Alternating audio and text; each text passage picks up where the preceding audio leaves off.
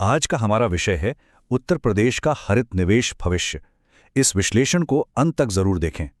देखिए, हाल ही में उत्तर प्रदेश ने एक बड़ा इंटरनेशनल इन्वेस्टमेंट कैंपेन शुरू किया और जो नतीजे सामने आए ना, वो सिर्फ बड़े नहीं हैं, बल्कि ये राज्य की पूरी इकोनॉमी की दिशा ही बदल सकते हैं। तो चलिए समझते हैं कि ये सब हुआ कैसे। चलिए सीधे सबसे बड़ी खबर पर आते हैं। जरा ये आंकड़ा देखिए, 4 लाख करोड़ रुपए। अरे ये कोई छोटी मोटी रकम नहीं है। ये वो इन्वेस्टमेंट है जो सिर्फ एक इंटरनेशनल दौरे से राज्य को मिलने की उम्मीद है। मतलब इतनी बड़ी पूंजी कि ये राज्य की अर्थव्यवस्था की तस्वीर ही बदल कर रख दे। और हां, इस भारी भरकम निवेश का सीधा फायदा किसे मिलेगा? यहां के युवाओं को। अंदाजा है कि इससे करीब करीब 5 लाख नई नौकरियां पैदा होंगी। और यह सिर्फ एक नंबर नहीं है, ये प्रदेश के लाखों परिवारों के लिए एक बेहतर भविष्य की उम्मीद है। एक ऐसी उम्मीद जो सीधे तौर पर लोगों की जिंदगी संवारेगी। तब सवाल ये उठता है कि इतने बड़े आंकड़े काए कहां से? भाई ये कोई रातों रात हुआ चमत्कार तो है नहीं। इसके पीछे एक बहुत सोची समझी डिप्लोमैटिक और इकोनॉमिक स्ट्रैटेजी काम कर रही थी।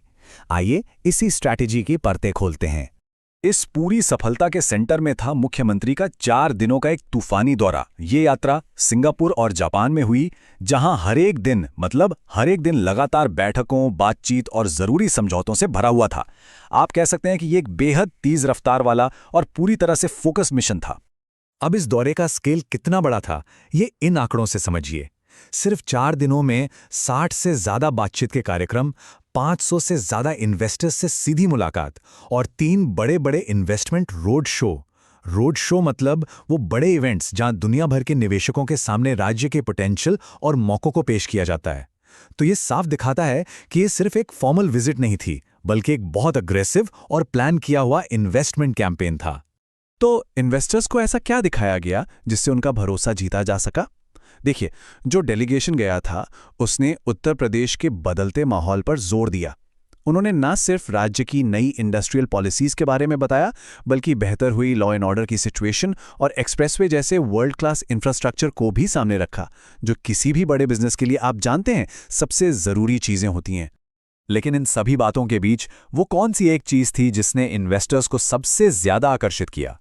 वो क्या था जिसने इस दौरे को सिर्फ एक और इन्वेस्टमेंट ट्रिप से कहीं ज्यादा खास बना दिया? इसका जवाब छिपा है भविष्य की एक क्रांतिकारी टेक्नोलॉजी में। और वो भविष्य है ग्रीन हाइड्रोजन। जापान के यामानाशी प्रांत के साथ हुआ समझौता इस दौरे का शायद सबसे बड़ा और दूर तक असर डालने वाला नतीजा था। जी हां, ये एक ऐसा समझौता है जो उत्तर प्रदेश को एनर्जी के एक बिल्कुल नए और साफ सुथरे दौर में ले जाने की ताकत रखता है। तो ये ग्रीन हाइड्रोजन आखिर है क्या भला? चलिए इसको बिल्कुल आसान शब्दों में समझते हैं। ये एक ऐसा फ्यूल है जिसे बनाने में जरा भी पोल्यूशन नहीं होता। इसमें सोलर या विंड एनर्जी से बनी बिजली का इस्तेमाल करके पानी को हाइड्रोजन और ऑक्सीजन में तोड़ दिया जाता है।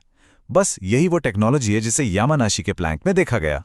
और ये सिर्फ कोई कागज पर साइन किया हुआ समझौता नहीं था।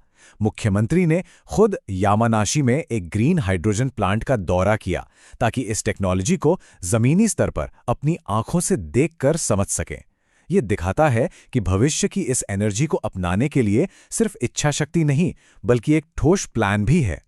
ठीक है, तो हमने समझ लिया कि ग्रीन हाइड्रोजन क्या है, पर अब सवाल ये है कि इस समझौते का उत्तर प्रदेश के लिए असल में मतलब क्या है? इसके स्ट्रैटेजिक मायने कितने गहरे हैं? ये स्लाइड इस पूरे बदलाव की कहानी कहती है। एक तरफ है ट्रेडिशनल इंडस्ट्रियल डेवलपमेंट का मॉडल और दूसरी तरफ है एक नया सस्टेनेबल भविष्य। ये सिर्फ एक फैक्ट्री से दूसरी फैक्ट्री लगाने की बात नहीं है।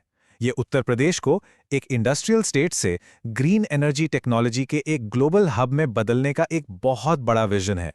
ये जो बयान है ये इस समझौते के पीछे की दूरगामी सोच को दिखाता है। मकसद सिर्फ इन्वेस्टमेंट लाना नहीं है, बल्कि ग्रीन एनर्जी के ग्लोबल मैप पर उत्तर प्रदेश को एक पहचान दिलाना है।